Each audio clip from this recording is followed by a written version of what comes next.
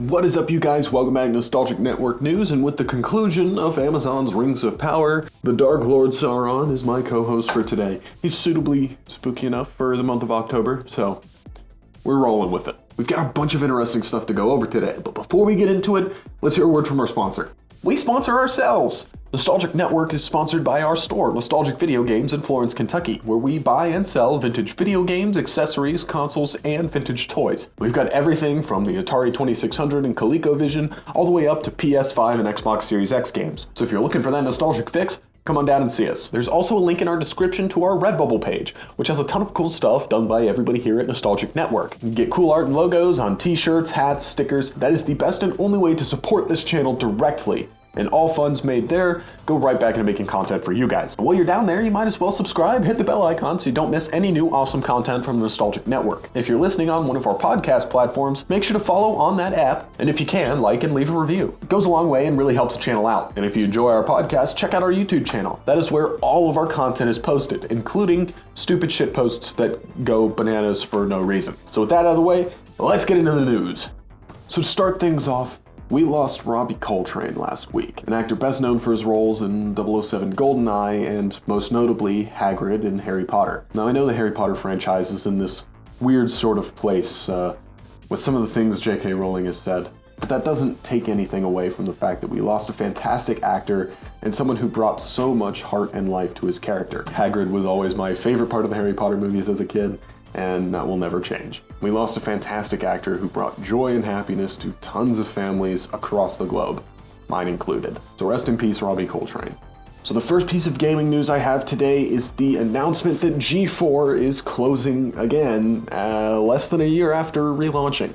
It came to a surprise to a lot of the people employed by G4, and some of them were in active negotiations for new contracts. The CEO pretty much sent out a memo to everybody saying, this isn't the way we wanted things to go, but it's what we gotta do. G4 was around for quite a while in the early 2000s and originally closed in 2012, relaunching last November. I never really partook much in any sort of G4 content. All I knew was that Scott the Woz had some reruns on there. So I can't really talk too much about the actual content of G4 and how I'll miss it, because I guess I was one of those people who didn't watch it enough to let it keep going. But what really stinks is all these awesome people who have lost their job because of it. Some people even found out from Twitter that they are now jobless. I have no doubt that some of these really talented gamers and creators out there will find awesome jobs on YouTube, Twitch, and other platforms, and I wish them the best of luck. And the next announcement is that Gotham Knights will have no performance mode and run at 30 FPS on consoles. It's 2022, right? On the Discord server, one of the devs said, because of the complexity of their open world and the mechanics in this game, adding a performance mode isn't as easy as downscaling the resolution and upping the FPS. This comes after the announcement that there will be a free 4-player co-op update later in November after the game's release, which is really cool, but I guess they did the whole good news, bad news switcheroo on us. In this era of next-gen gaming, 60 FPS and performance mode is a standard that most games should stick to. So that really stinks that that is the reality, but hopefully this game is really fun and has some awesome combat mechanics. The story looks really interesting, and I'm kind of excited to see where it goes. If only it wasn't spoiled for me. Thank you, Reddit.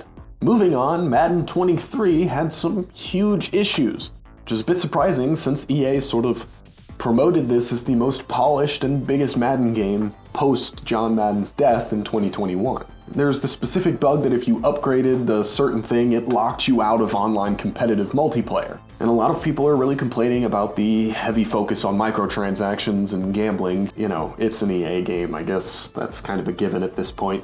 It really kind of stinks since this was supposed to be a tribute to send off to former coach John Madden, with this game actually having him on the cover for the first time in many years. EA has since fixed some of the bugs, but the game still exists in this sort of bug-riddled, weird limbo.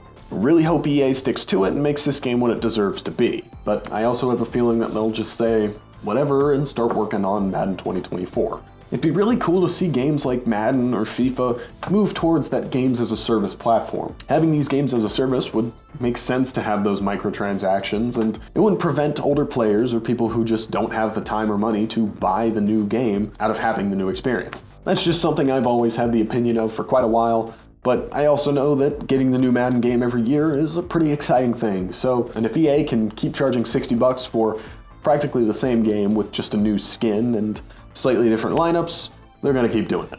And less sad news and very exciting news, a new Silent Hill website opened up. And they tweeted out that on October 19th, a new announcement is coming.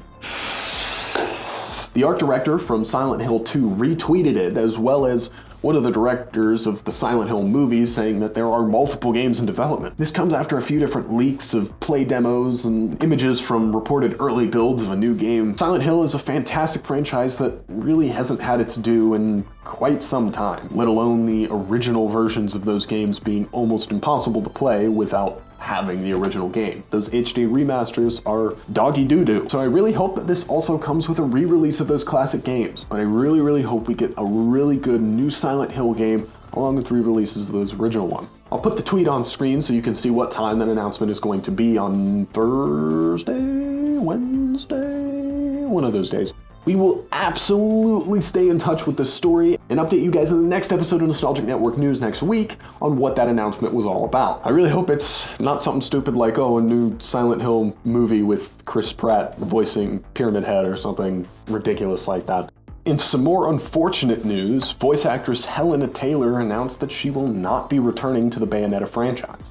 She has voiced Bayonetta in all of the previous games, but will not be returning for Bayonetta 3. She released a video on Twitter saying that she was offered $4,000 flat rate for the entire game. She went through and listed how many years she studied, who she studied with, and at what schools for acting and voice acting, and pretty much said that this was an insulting offer and is less than a living wage. Voicing video games is not an easy task, and it can take a very long time. $4,000 might sound like quite a lot, but for a flat rate for a legacy voice actor like Helena Taylor, who's voiced this character for so long in a franchise that has made millions of dollars, yeah, seems a bit insulting. She's asked fans to boycott this next game and donate the money that they were going to buy the game with to charity. Sounds like that she really got screwed over. I hope the best for Taylor, and I hope that she returns to the franchise soon. Nvidia also announced that they are unlaunching the 12GB GTX 4080. Excuse me? They tweeted out and said that they are pressing the unlaunch button.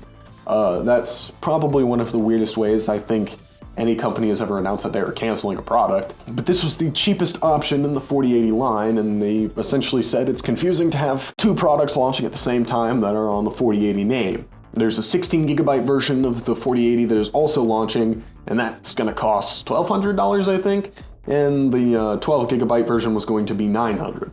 So if you're planning on getting that 12GB version, might want to start scraping together a few extra bucks to spring for that more expensive model. Nvidia made it sound like that they're going to sort of rename and repackage this product and send it out to retail under a new name eventually somewhere down the line. We'll see if that happens or not, but having new options in the GPU market is always a good thing. And the last and perhaps the most tantalizing story I have today is Valve registered a new trademark for Neon Prime. Now, what this trademark is for, we have no idea. It could be a whole new game and franchise, or it could be a new installment in an established franchise like Half-Life or Portal. Neon Prime doesn't really sound like anything Valve related, so I bet my chips on the new franchise, which would be really cool. Valve hasn't really introduced a new franchise in quite a while, and their track record is nearly spotless, recent TF2 stuff aside. So whatever this project is, we might not find out for years. It could be really early in development, and they're just getting ahead of the curve on the trademark game, or the game could be really close to launch. Some games don't trademark their names until really late in development, since a lot of times, final titles aren't really decided yet. So I'm absolutely going to stay on top of whatever the hell Neon Prime is, and let you guys know as soon as news is announced. That's pretty much everything I've got for you today. Last episode of Andor was awesome, and the finale of Rings of Power was really cool. Rings of Power really surprised me. I was not expecting to enjoy it as much as I did, and I'm kind of really excited for the next season. Although they did announce that they're moving production from New Zealand to the UK, to which Elijah Wood responded with the emoji, which, yeah, that's pretty much my reaction as well. As much as Lord of the Rings and Middle-earth are rooted in British love and heritage, Peter Jackson really made New Zealand Middle-earth. It's gonna be really weird seeing the geography switch, but I guess we'll just have to wait and see. What did you guys think of Rings of Power? Did you enjoy it, or did it leave you wanting more? And are you guys upset about GeForce closure? I would love to hear some of your guys' memories with that channel since it goes back quite a long ways. Thanks for watching. If you guys enjoyed, make sure to stay tuned for the next episode and check out some of the other awesome content we have on Nostalgic Network. All of these episodes are also on iTunes, Apple Podcasts, Google Podcasts, and Spotify, so if you prefer your news in podcast form, we got you covered. So thanks for tuning in to the Nostalgic Network, and we'll see you next time.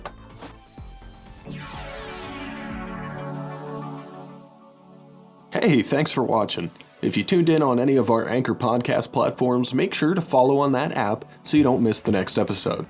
If you watched on YouTube, make sure to subscribe and hit the bell icon so you don't miss any of our new content. If you didn't know, we have a physical store located in Florence, Kentucky, Nostalgic Video Games, where we buy, sell, and trade retro games and vintage toys. So come on down and check us out. Thanks for watching, and we'll see you next time.